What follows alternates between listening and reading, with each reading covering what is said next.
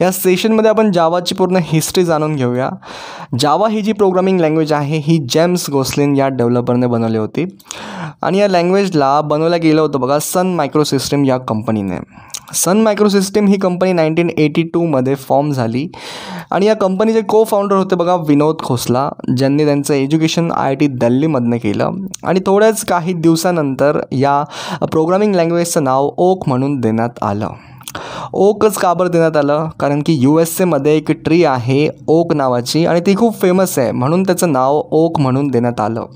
But काही कारणावरच ते नाव देण्यात नाही आलं, कारण की जेव्हा याचं रजिस्ट्रेशन करण्यात आलं तर तेव्हा कळालं की हे जे नाव आहे हे ऑलरेडी रजिस्टर्ड आहे, म्हणून ओक हे जे नाव आहे हे देण्यात नाही आलं.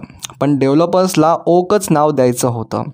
बट समोर काय झालं की जसं 1996मध्ये यांनी काय केलं की या लँग्वेजला जावा म्हणून लॉन्च करून दिलं. जावाच का बरं दिलं? कारण की जावा बेसिकली एक आयलंड आहे इंडोनेशियामध्ये, जिथे पहिल्यांदा डेव्हलपर्सने एक कॉफी पिली होती आणि ती पहिली कॉफी होती त्या आयलंडवर आणि त्या कॉफीचं पण नाव जावा होतं. म्हणून त्यांनी डिसाईड केलं की इथे आपण याला जसं जावा म्हणून नाव देऊन देऊ आणि नंतर त्यांनी काय केलं, जावाला लॉन्च केलं 1996मध्ये जावा या नावाने.